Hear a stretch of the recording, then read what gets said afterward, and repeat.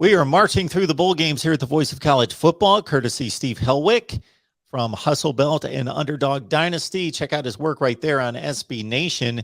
And we've got 2 games on the 17th and then 7 games on Saturday, December 18th, including the Radiance Technologies Independence Bowl, UAB at 8-4, BYU. Of course, they've had 2 consecutive tremendous seasons. The Cougars at 10-2, Steve. I don't feel great about this matchup for BYU against UAB, and it's not that I think that the Cougars are going to lose, but I'm not saying anything bad against UAB. UAB has been an incredible program under Bill Clark. They've done a great job returning from the 2 years down. But with BYU, where they're ranked in the country right now with a 10-2 record, this was a team that was kind of pushing New Year's Six territory almost. After all, they did beat Utah. They finished 5-0 against Pac-12 teams this year. 3 of those Pac-12 teams had winning records. You have 10-3 Utah, 8-4 Arizona State, and a 7-5 Washington State team that really did pretty well to end the year after Nick Rolovich was canned. So I thought that BYU deserved probably a ranked bowl opponent this year. And UAB's been a great consistent team under Bill Clark. This wasn't one of the better UAB teams, I thought, in recent memory. They finished 8-4. They had a really bad loss to Liberty, where they weren't competitive in that game. They also lost to the Rice Owls. But after all, UAB does have a really good defensive front, and they were able to remain competitive and finish 8-4.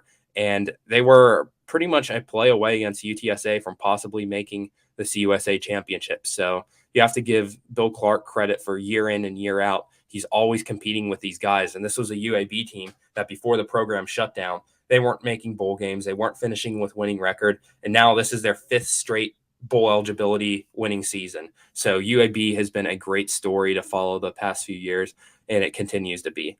Now, BYU, I was not expecting a 10-2 season and 5 Pac-12 wins after the loss of Zach Wilson. When you lose a quarterback that's important to the offense like Wilson was last year, I kind of expected BYU to take a fallback, but they didn't do that. Kalani Sitake, just like Bill Clark, deserves to be credited for his incredible coaching effort. Because BYU faced a much tougher schedule this year than they did last year. They only finished with 1 additional loss.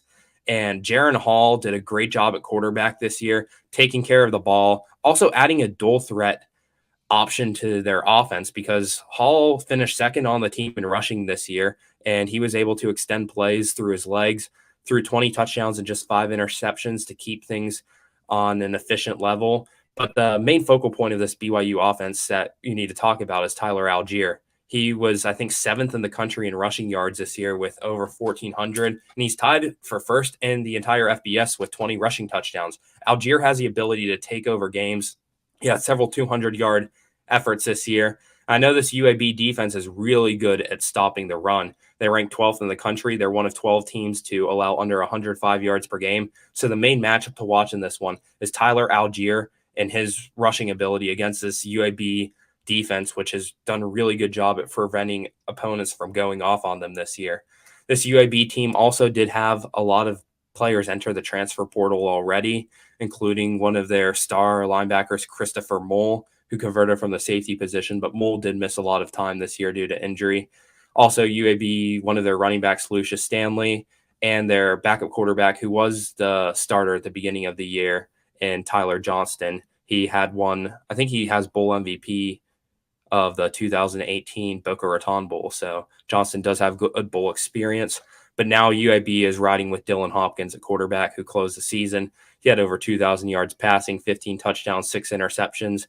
UAB wasn't as much of a passing-centric offense as they were rushing, and Dwayne McBride and Jermaine Brown Jr. did a really good job at carrying UAB's rushing attack this year. And the Blazers were, I think, in the upper half this year in rushing yards per game. So they did a good job in that area. But as I said earlier, the main focus of this team is how good they are and how sound they are defensively. The only problem that I have with UAB's defense is they commit a lot of penalties. They're actually 1st in the entire FBS in penalty yardage. Toledo's 1st in penalties committed, UAB's 1st in penalty yardage. So that is one problem that UAB has, which you might want to watch in this game against this BYU team. Yeah, as you mentioned, it's impressive to see that BYU basically won the Pac-12 South Division with 4 wins there and 5 total against the conference. They also, of course, had a pretty competitive game at Baylor against a top 10 team there.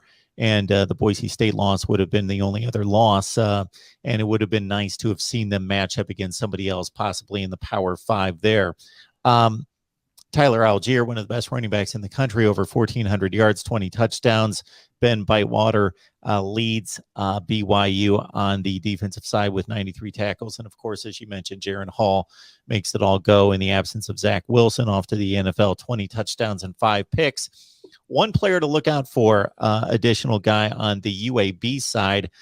These numbers stood out to me. Garrett Prince, the tight end, led the team with 8 touchdowns and also 20 plus yards per catch from a tight end, 32 catches over 650 yards.